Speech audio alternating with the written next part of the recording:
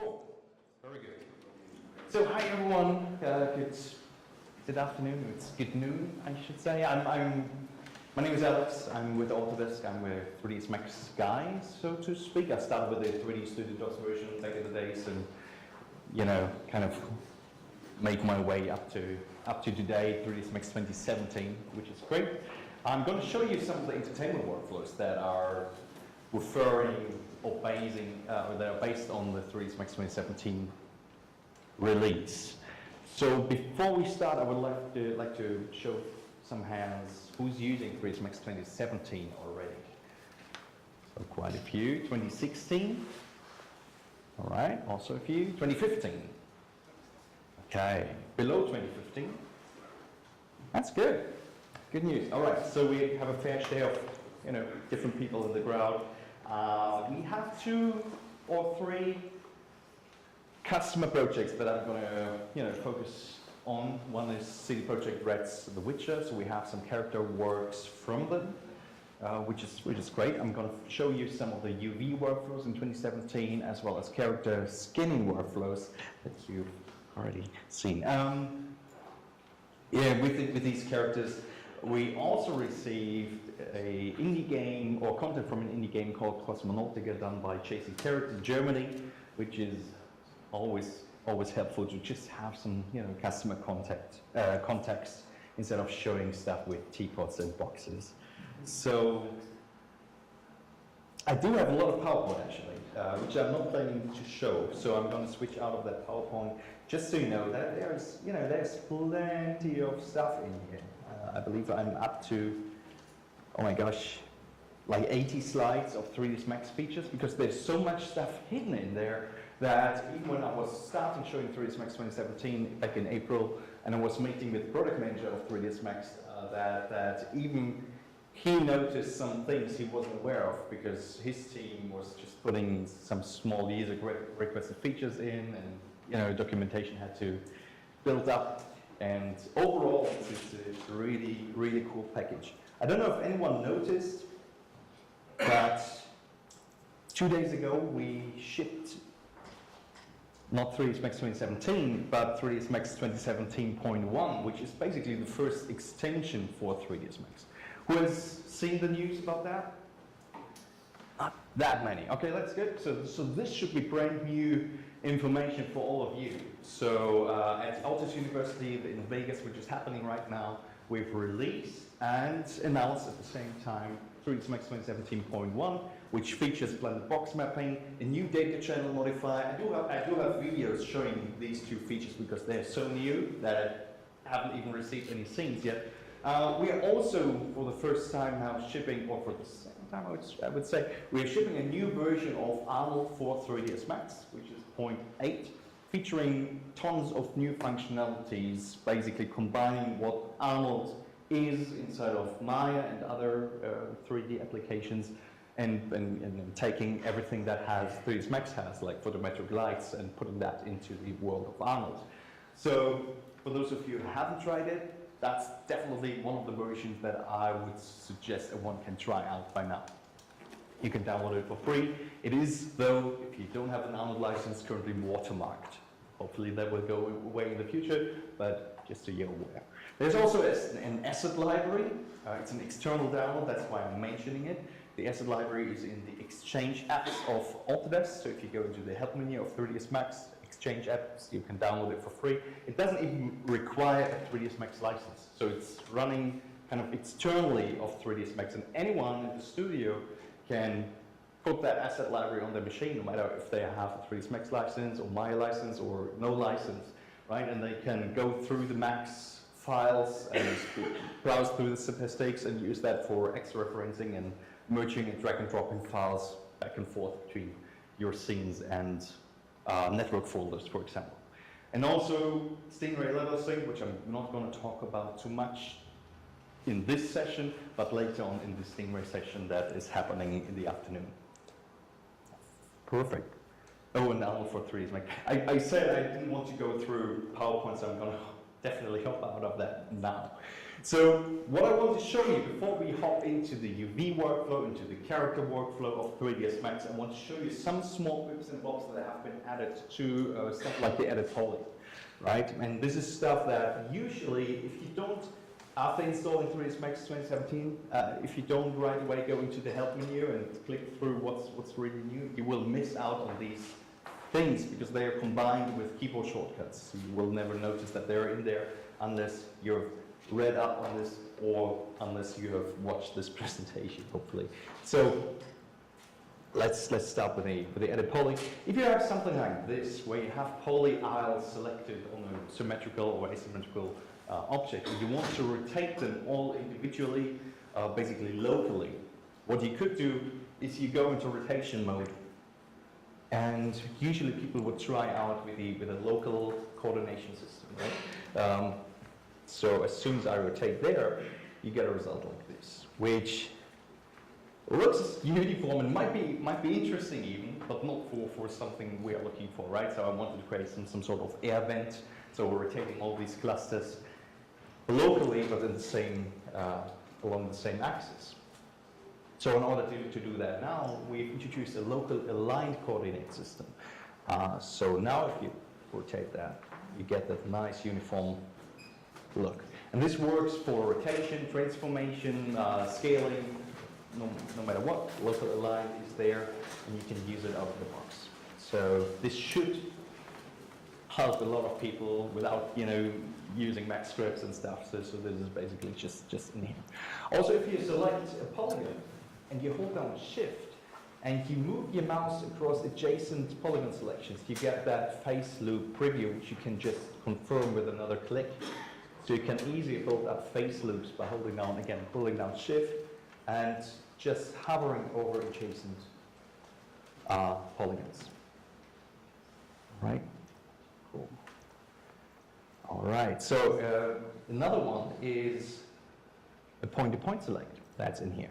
So if you have a selection already up and running, like this one, what you can do now is you hold down Shift again, and opposed to moving across an adjacent polygon, you just click inside of your selection, and this starts the point-to-point selection mode. If you hold down Shift and not let go, you will be in a point-to-point selection where you can go from A to B to C to D very, very easily and in a very nice fashion. So if I start clicking, I still have a Shift selected. I can go A, B, C, and just do my custom selections with that.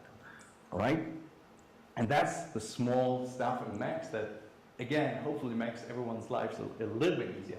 I'm not connected to the internet right now, but if you want to request some of those functionalities, what you always can do, you can go into the help menu, there's a speak back button, and this is it's called Small Annoying Things to Fix. We've rebranded it in small user requested features, but it's still the same thing. It's getting you to an online forum where you can log in and you have the ability to vote for certain functionalities that other users have suggested, or you can type in your own suggestions and improvements for 3ds Max. And this goes from small stuff, like as we've seen here, up to we want to have a Bifrost Maya system inside of 3ds Max, right? And all of that gets directly funneled back to our product design team of 3ds Max. So it's always good to, know or be aware that there are ways and channels to get back to the development team. Very good. So another one that I want to show you is the bevel profile modifier. So bevel profile modifier has been there before, but now we have an improved version of it. So rather than doing a bevel profile pro or a super duper bevel profile, like another modifier in your modifier stack, you still have the same modifier. And for legacy reasons, you can switch between the classic one and the improved version. And the improved version has a lot of functionality that wasn't there before. For example, you have the extrusion, you have basic bevel settings, so that works out of the box. But it also automatically assigns material IDs. I don't know if you can, you can feel it, you can't really see it, but there's a rust metal material ID on there, or material, and a different material down here. This is automatically done by the bevel profile editor. What you can also do, you can open it up and define your own bevel profile as you go along, right? So stuff like that. And that's super easy to create. And down here, you can save that down as a template. It's basically stored in an external INI file, so it can be shared with your colleagues across the studio and or put online somewhere. And this is also great for 3D text, as we'll see later. And that's basically, it ships with a number of templates as well, so you can easily use that out of the box. So that's small things. You can also bevel both sides of the object. Again, something you would usually do with a symmetry modifier and copy it over from one side to the other. Now you can decide whether or not you want to bevel both sides or just cap it off, bevel. So one more small thing, then we're gonna show some other exciting stuff. If, for example, I had multiple shapes and I want now to copy over my modifier from one object to multiple others, there was no simple way of doing that. I mean, it's just a basic mechanic, but 3ds Max would allow you to, for example, only drag and drop objects or modifiers from one object to the other. That's one way of doing it, right? The other way of doing it is doing a right click on the modifiers that you want to copy and hit copy right there, and then you could go in here and paste it. So, however, if you selected multiple objects, like 4 or 5 of these shapes, if you now would do a right click prior to 3ds Max 2017, nothing would happen. There just was no right click menu appearing. So now they kind of enabled that so you can select as many objects as you wish and copy your modifiers, for example, as an instance, onto these objects. So now if I start and tweak the extrusion, I get that. Is it in? Oh, I believe I copied it from another object, but there we go, right? So we have it copied over to multiple of these objects, just with that single click. So again, it's all over the place. They also make improvements to the scene layer explorer. So for those, well, most of you already worked with 3ds Max 2017 and 16, so you should be aware that there's a layer explorer which has also the hierarchy view, so you can switch between those, and you can open up multiple of these and create your own, basically, scene layouts with them. But we spoke to people like Macrovision who are working on a lot of automotive commercials back in Germany, but they are also having their own FX department working on, series like Game of Thrones. And traditionally, because they come from the automotive industry, they are working with tons of nested layers. And they were just giving us the feedback that when we improved the Scene Explorer in 3ds Max 2015, it was unusable for them because it was just too slow.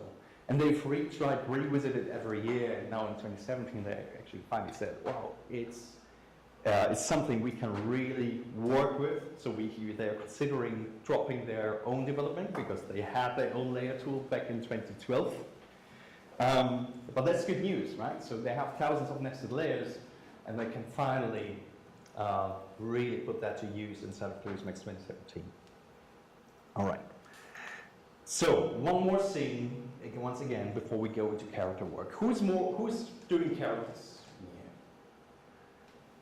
Few. All right. Okay. Which is fine. So I got a little bit of character work, and what I want to show you here is how to use some of the new maps that are available inside of 3ds Max and put them to use in whichever fashion you want. Because when the product designers of 3ds Max currently are developing new tools, they're trying to not focus on one specific industry, but they're trying to put these tools into 3ds Max so they can be basically abused by the FX industry or by the games industry or used in the traditional design whiz area, right? And the text tool is a good example of how to do that. So we have a new text inside of 3ds Max. Anyone tried that? Anyone knew it was there? You did. Okay. So if you're looking for text, and rarely people do these days because text in Max just is not good. It's really not good. It used to be horrible. And it used to be in the splines Splines menu, text, there it is. And it's still there, that's the old horrible text. So if you're looking for 3D text now, or 2D text, doesn't really matter. What you want to do is go on the geometry, and there's a new text plus tool.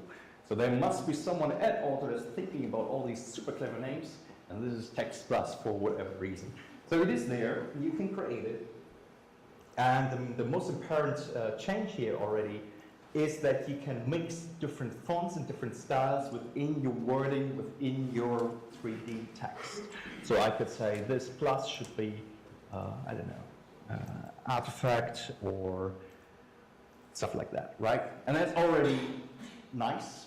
If you now know that it will recognize all the open fonts and types that you've installed in Windows, it's not restricted to only one type of thing, that's already better. And then if you know that, because I'm telling you, that it supports whole clipboard copy-paste functionality between applications, it's really cool. So you can go into InDesign or Photoshop or WinWord, copy your text and paste it in here. It will maintain all the fonts and style settings that you have defined in those products. So that's kind of cool. Now if I type in the name of that game, Cosmonautica, and change the font, I can show you some more functionalities. For example, you're able to manipulate the text, so you can scale it up and down individually, you can squish it and squash it as you, just to your liking. You can select individual letters and move them up and down and move them around. Everything that I do right now can be animated as well, so just fire up the animate button and go into your timeline and shift stuff around. So that's very, very straightforward. We also have the leading and tracking, so you can customize that a little bit. Maybe I extrude that guy. And, well, by the way, you can also get rid of the generate geometry process. So sometimes you just want to have splines as a reference path for your particles or something like that. You can do that with 3D text as well. The bevel profile editor is inbuilt, so you don't have to add another modifier on top. It's just there, it works out of the box. And now we come into the world of animating our text, which again is another painful aspect of working with 3D text, or used to be another painful aspect of working with 3D text inside of Max. Not anymore. Down here, not really readable for a lot of you, but it's an animation tab down here. And you can automatically separate the 3D text into characters, words, lines, and paragraphs. So what that means is that now I can select individual letters and, well, just do whatever I want with them. It's usual, it's just an added poly object, so I can put modeling stuff on there, I can bend it, I can rotate it, I can select parts of that whole thing and maybe go into my text. And yeah, just add another material, add another UV matte modifier on top. That's something I want to do. There we go. And I can always go back into my text plus object and, you know, go back in here and say, okay, that's okay. I want to maybe do a little bit of a shift here. And now I want to animate it. So how do we animate it? Well, several ways of doing so. The easiest is to go into the animation panel, and here they have added so-called animation presets. And that's where it's getting interesting, because even though lots of you will probably say, I don't do 3D text, it all looks good, but I don't do 3D text. So what they've added here is an animation system which was meant initially to help you animate 3D text, but in fact it works with every 3D as Max geometry that is available inside of 3D Max, right? So you can create your animation on one object, one chair, for example, that you want to pop up into your scene, and save that as an animation preset in order to reuse it later on a couple of different objects in your scene. So I'm loading in my preset right now, and let's say I want to have a bullet train preset. So what this does, it puts that bullet train animation on all these letters. And it does that in a non-destructive manner. So what that means is we now have that preset as a modifier in our stack, so we can easily get rid of it. It's not, cluttering our keyframe, our timeline too much, and I can retime it within my modifier.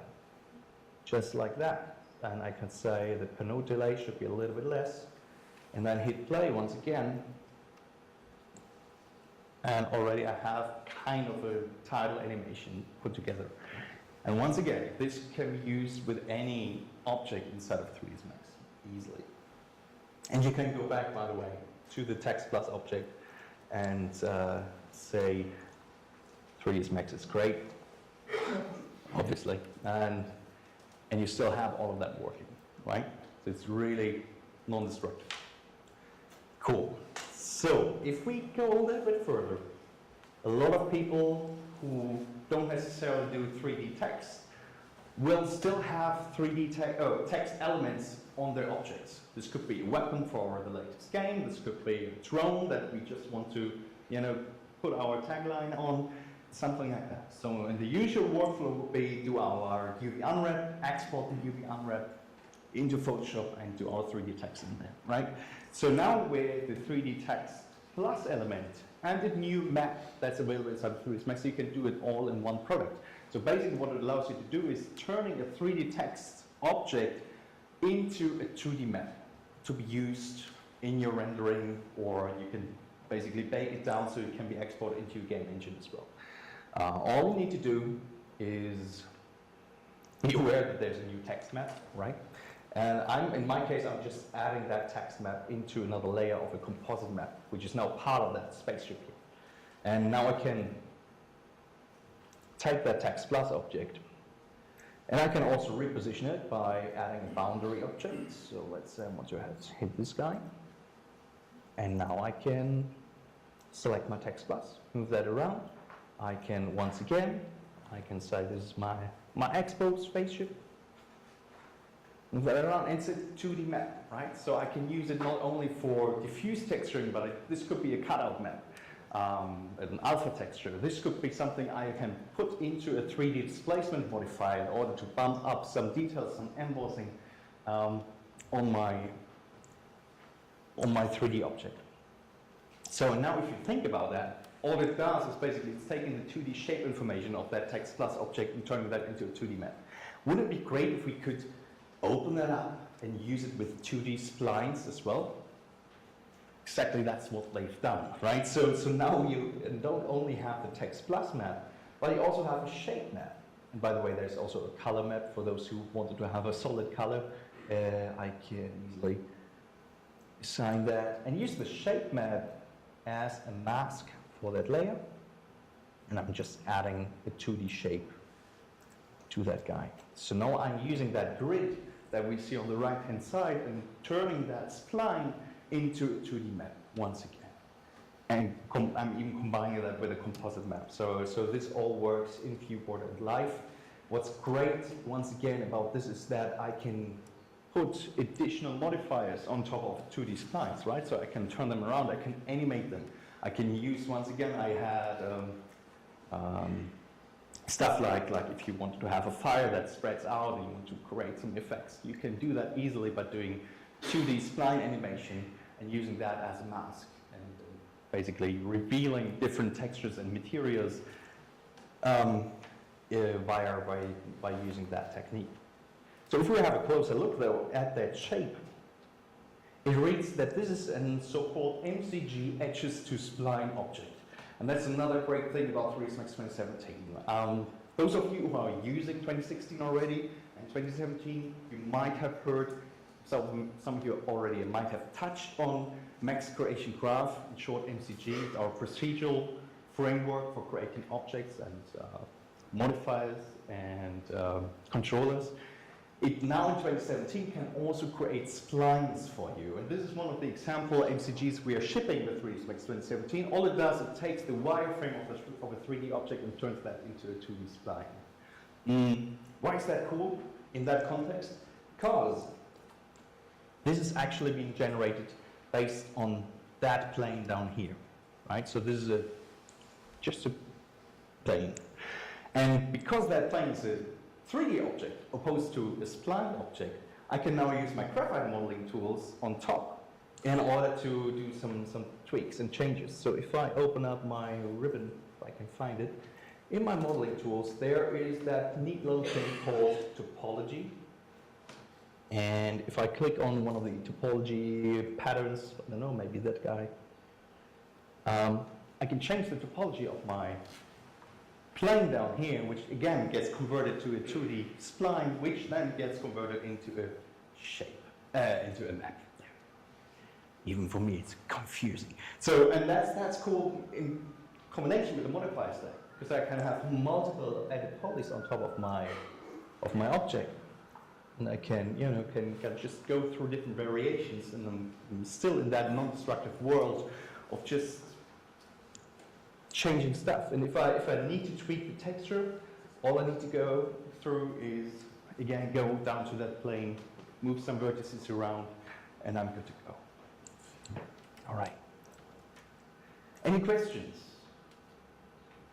You find that useful potentially?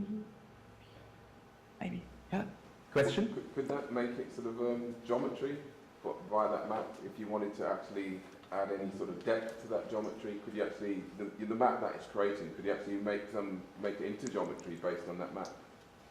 So you could actually physically, you know, get some more detail in the panels, let's say, on the side of the ship. Oh, I see. So if you probably can use a proper 3D geometry with depth and turn that into shape. So it would then be applied to the ship, if you see what I'm saying. I don't know. Oh, that shape. Oh, absolutely. So that's the map, is that right? If you put that into a bump map or into a displacement, you can just turn that into 3D information at render time, even, right? So if you're using V-Ray, you might not want to do that in viewport, but maybe as a displacement, 3D displacement at render time.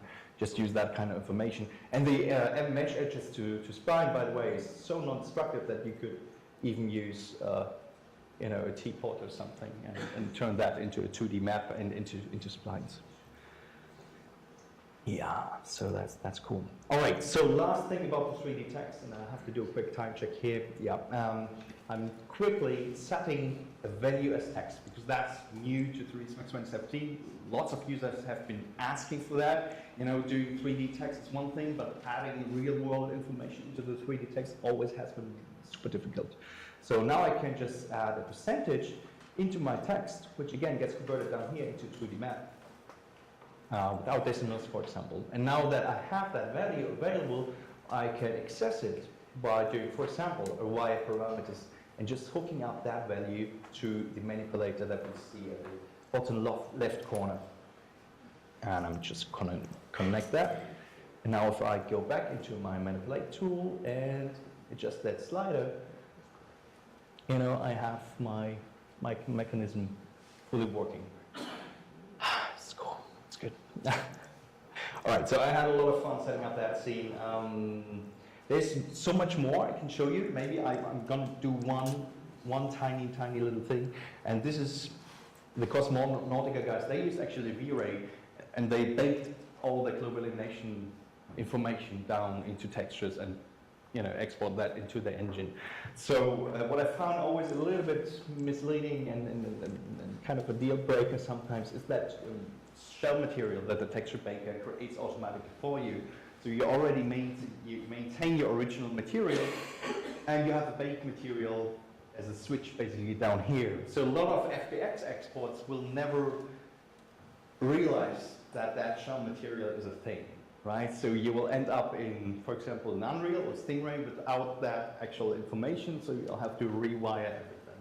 So what 3ds Max 2017 now offers to you is a scene conversion tool, which is script-based. And because it is script-based, it can be customized very easily. It basically was meant to be a conversion tool for materials, maps, cameras, and lights to go from one renderer to the other. This is important because now we have Arnold, we have V-Ray, we have Corona, we have Mentoray, we have I-Ray, so you want to go from A to B to C. And the scene converter tool is the gateway of achieving that kind of conversion.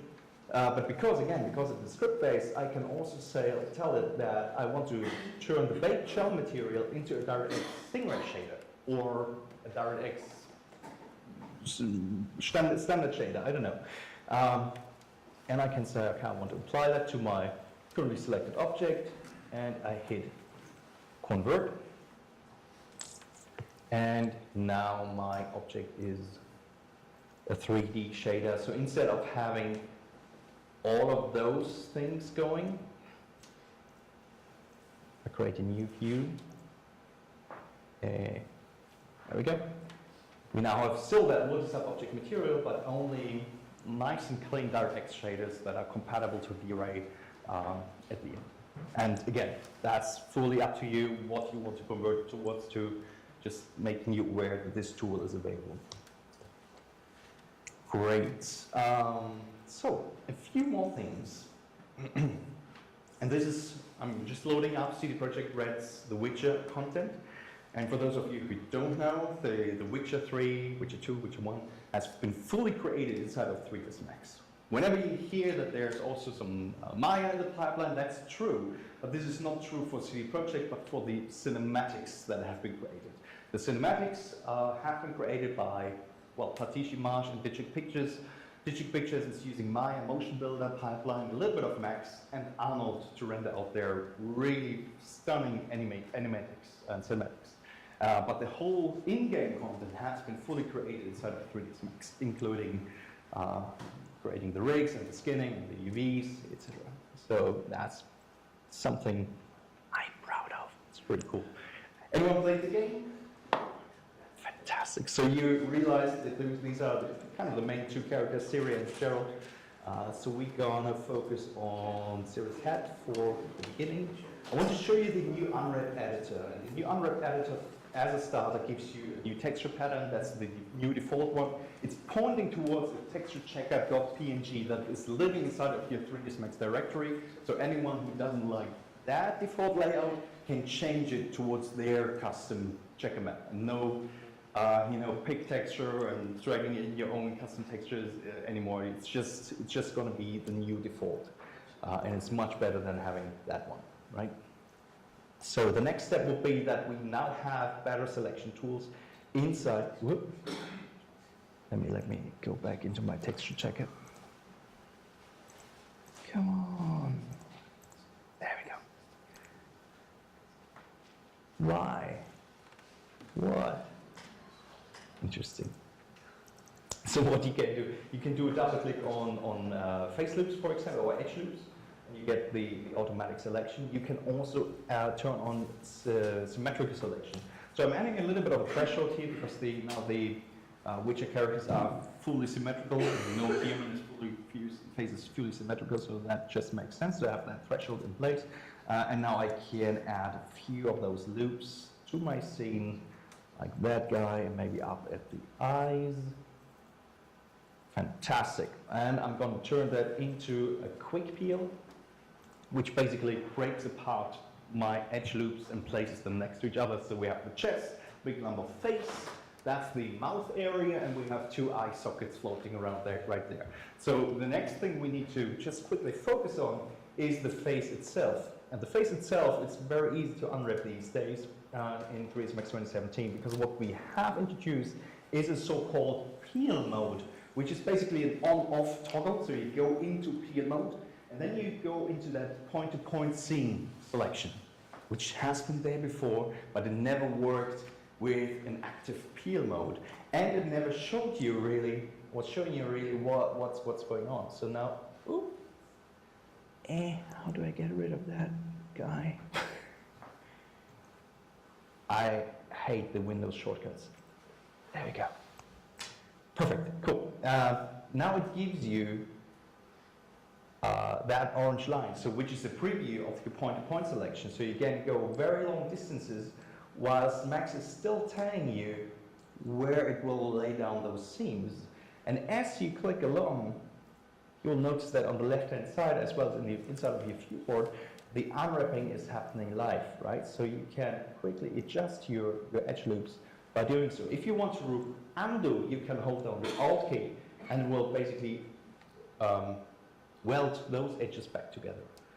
So I could do this guy, and maybe one up here. That's cool. And another one, I don't know, up there. All right. So good to go out of that peel mode again, and maybe go into edges, rotate that guy around a little bit, and I can basically at any point I can go back into peel mode and I can move some of these vertices around. So if I do so, it automatically pins down some of the other vertices for me, and I can easily adjust the overall outcome.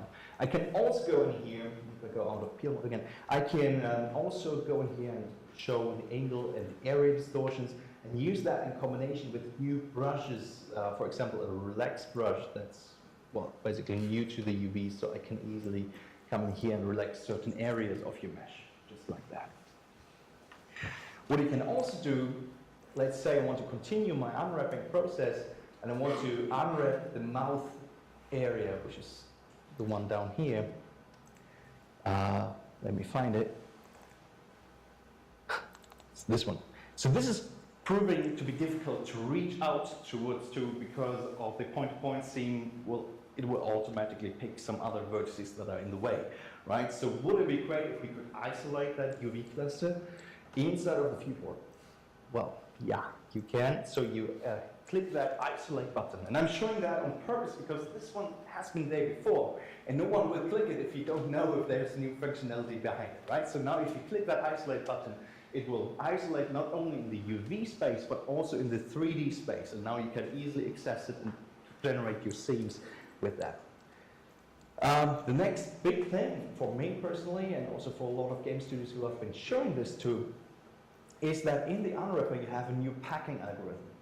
And this has been kind of painful in the past. So the packing, the auto packing, used to do something like this. We had a so-called linear and a recursive packing that would pack up your clusters, and you would potentially end up with something like this, where you have a lot of dead UV space, and the UV, the texture artist or the unwrapping artist, whoever is in charge of that painful job, has to rescale these clusters and lay down the UV layout so it fits into that space. By doing so manually, you are also losing context. So the hand could have a higher resolution than the chest, like just scaling out the hand, right? So now with the new packing, which by the way is also the new default, is the non-convex packing, you get something like that, which is already a lot better. And then if you activate the fill holes, the rotate clusters, you also make use of those empty spaces in between the clusters and put in additional detail right there. So that's that. For those of you who are coming from the rendering space for entertainment, you will end up using higher risk characters than those in-game characters are. And it's good news for you that the UV unwrap space is now direct accelerated. Hasn't before. So that's the reason why as soon as you have more than 5,000 or 10,000 polygons, which all of the characters today have, Max 2016 and below will slow down drastically inside of that editor. And now it's fully GPU accelerated in 2017, so you can move around and handle a lot more polygons than you used to be able to. That makes sense. Cool. All right, so a few more things, and this is from the space of character animation. So, as I said, CD Projekt Red has been using those characters. They've also rigged them up. They've been using a lot of mocap data and funneled that through Motion Builder and put that into 3ds Max. I have on purpose deleted a few skin modifiers on parts of Gerald to show you new skinning methods inside of 3ds Max 2017. So one is, I put on the skin modifier, and I'm just showing you that it's not skin, right? So there are no skin weights on those clothes yet. But there's the reference animation that CD Projekt Red has been using in order to test their character rigging. So what I do now with that empty skin modifier, I'm just adding the hand bones to those geometries. And that kind of already works, but if you have a closer look, you will see that there are some distortions happening here. There are distortions happening on those faces, which is kind of nasty to solve, right? Because now you're in the world of painting your skin weights, of going into the weight table, and then selecting vertices, and fiddling around with envelopes, if you wish. Painful and takes a lot of time. So, come on. I just wanted to, maybe that works. No, it doesn't. I wanted to make that a little bit larger. Let me close that down. You now have access to geodesic voxel binding and heat map scaling. Those are automatic algorithms that allow you to solve that kind of scaling automatically for you. So I'm hitting apply, and now even though I'm not in stance pose anymore, but inside of my reference animation, it's solving my heat mapping for me, and I do have much better result with those fingers. Right? So that's much better. But down here, it kind of did a little bit of clipping between those glove elements because they were not connected. So the heat map scaling was like, oh, maybe this belongs there and the other one belongs there. Well, you can easily solve that because other than, opposed to other engines or applications out there who are using heat map and geodesic voxel binding in 3ds Max, what you can do, you can go into the vertex selection and say only this area here and maybe those few elements should be applied into the heat map calculation. The rest of it keeps intact or stays intact. And it also means that this area could be geodesic voxel binding, or this could be traditional envelopes, for example, right? And obviously I've only done it on one side of the object, of the aisle, so I could easily, mirror that over there. Do another time check. Yeah, I'm not going to do that now. So the mirroring, for those who haven't tested it, it's down in the mirror parameters. We haven't touched that, but it works, so you can copy that skin weighting over to the other one. Geodesic voxel binding, though, down here, I can show you that quickly on those boots. It's very, very fast and very non-destructive. If you have character elements or one big character that consists out of different parts, a gun, your backpack, your chest, your hat, whatnot. You can use the geodesic voxel binding because it will voxelize the whole geometry and do basically the kind of a heat map solving between those voxels. So it's a more non-destructive way of generating your skin weights, and it's also the newer algorithm opposed to heat map skinning. So there we go. So I'm just going to show you this one. This already almost looks good until he breaks his knee, so that doesn't look too fancy. But again, you can be in those areas which you want to solve and go into voxel binding and hit OK, and done. Isn't that cool? I love it. And you can also, once again, you can go in here and say these areas here, they should be voxelized a little bit with more detail. If you pay close attention to the position of those vertices, they will just pop into place a little bit. You saw that? Hopefully you saw that, right? But this is only the detail for that specific area. And then you can go into another area and say, this is heat map scaling because geodesic voxel binding for some reason doesn't do the job right there, right? So you can do all of those, skin weights and mix them up as you like. Final scene, and then I'm letting you out of this room and into the lunch break. I wanted to quickly show you some of the animation work that has been done. And this is a scene that I'm loading up right now. It is another Witcher scene that has been created by Digit Pictures, so we've converted that into a 3ds Max environment. And this is using mocap data. So here we have Geralt fighting against, which is supposed to be the witch. It just looks like super ugly right now because there's no hair and stuff, and I just saved that for performance reasons.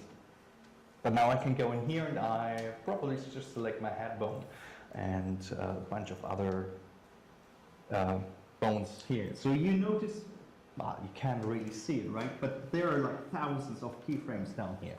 And, well, an easy way to work with those mocap data files is obviously to add another animation layer on top and use those to animate. Sometimes, though, you might want to simplify your curve a little bit.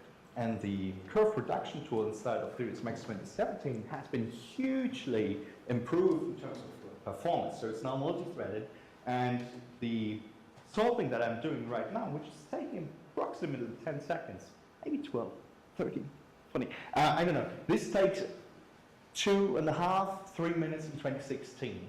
right? And you could literally, in 2016, you could see how it would delete keyframe by keyframe by keyframe. So very, very slow, and this is a huge advantage if you think of not only character animation, but if you have collision systems, physics systems happening inside of 3ds Max, which you want to simplify a little bit so you don't end up with thousands of keyframes, then the simplified curve is a huge, huge win if you want to export that into your engine later on. So if I go back into my headbone though, this is the traditional animation layer that I used on top of this guy. So you have my base rotation layer, and what's great when animating this stuff is, whoop, go in a little bit, that I now can use buffer curves. So in buffer curves, so if I go into animation mode, you will see that now I have a black dotted line. Can you see that? You can guess that there's, I don't know. You see it, right? So there's a black dotted line showing you the original curve on the original keyframes. And this works whenever you just turn it on. And you can easily, go back down here, you can switch between the original and new changes. Sometimes it's just subtle changes, right, that you're doing. And this is something you can just use, take a new snapshot, so this is the new original, and just work from there. You also have a bunch of new tools up here, which are basically the rewritten monster tools that are now part of 3ds Max. And what these allow you to do is, well, all different sorts of stuff. So you can nudge keyframes from left to right. All of these tools do have a modify key, which is the shift button. So if you hold down the shift button, it will do something different. You can average your keys to a value. You can even flatten them down and weld them together to one keyframe, which is a great starting point to add your own keyframe animation. I just put that down here. Sorry. All right. Right, and there's a lot of that stuff. Space keys evenly, make a linear curve, all of that. Whoops. All of that just works inside of 3ds Max right now. Cool. And that's almost the final thing. One tiny thing here. Ugh. Just looks wrong. Is the custom attribute holder. So if we focus on that character on Siri here, we have controls with the custom attributes, and we can use them to create presets. So if I select that guy, there we go. So for some reason it's a little bit slow. There we go. Right? You can create your own presets and use them in order to animate your character or your spaceship, right? It's really up to you what kind of custom attributes you put in there. You can create your own presets and off you go. Cool. So that's almost it. There's so much more, but let me end up with this little thing. Scenes Max data channel. So this is the bespoken 3ds Max update that we've just released 1.5 days ago. And it features a few things. And one of them is specifically powerful. This is the data channel modifier. The data channel modifier works with a number of engines which allow you to input and output information out and into your mesh. So what we do here, we are using the tension information and combine that with a morphing. So whenever there's tension, it morphs into that area, and whenever there's tension to the outside, it morphs into that area. And that's fully non-destructive, right? And you can have your own graph defining at which point that tension morphing should kick in. Or you can do stuff like that, right? So this is using basically tension again in combination with a displacement map. There's so much more. You can drive delta mesh modifiers for your skinning. You can drive your creasings for your open subdivision technology with a data channel modifier. So it's a huge thing. Just download it. It's available to everyone who owns 3ds Max 2017. It also comes with the blended box mapping. So if you have a look at that, it allows you to quickly combine X, Y, Z, or even 6 sides of a cube, project that onto your object, no matter how complex it is, and blend it together on the edges. It allows you also to bake down those faces and use that as a painting reference inside of your favorite painting tool, like Photoshop and Co. And then you can basically just use these diffuse textures to put that back together. So you can easily texture most complex objects inside of your scene without even touching the UV unwrap modifier at all. It's a great workflow for cinematics and rendering. Fantastic. Do you have any questions? Extra tools. There we go. All right. Thank you so much for your time. Meet us downstairs at the expo if you think of any questions. And yeah, that's it. Have a good expo. Thank you.